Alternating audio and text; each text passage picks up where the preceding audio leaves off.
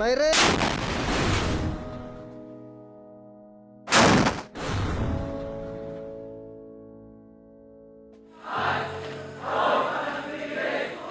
Lakas. Tapang ng loob. At higit lalo pa, pagmamahal sa bayan.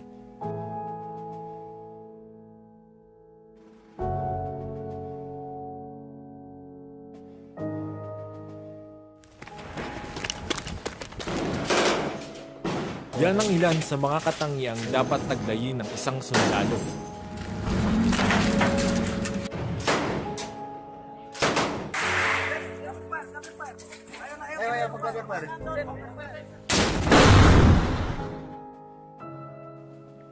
Pero lingid sa kaalaman ng lahat, bago nila harapin ang kani-kaniyang tungkulin na kung saan buhay ang nakataya, hindi biro ang kanilang mga pinagdaraanan bago sila sumali. Sino nga ba ang mga Scout Ranger? Ang mga Scout Ranger ang itinuturing na elite unit ng Special Operations Command o SOCOM ng Philippine Army. Taong 1950 nang itinatag ang grupong ito sa ilalim ng pamumuno ng dating AFP Vice Chief of Staff and Defense Secretary na si Captain Rafael Ileto. Dito sa Camp Texon sa Bulacan, nangyayari ang kanilang pagsasanay kung saan masisilayan ang paghubog ng mga nagnanais maging kasapi ng nasabing elite group. Isa ang Slide for Life sa mga training ng mga sundalo kung saan kailangan nilang makatawid sa isang ilog gamit lamang ang lubid at walang anumang harness na suot. Mahirap man ang training na kanilang pinagdaraanan, handa raw nila itong tiisin para lang makasama sa elite group na ito.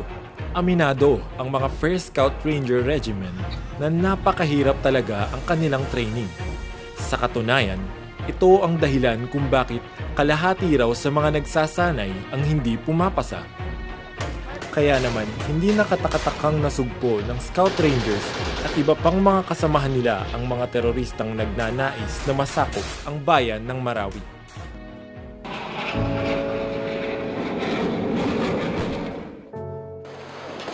Naging mahirap man ang kanilang mga pinagdaanan ay hindi ito naging isang balakid upang harapin ang mga kalaban.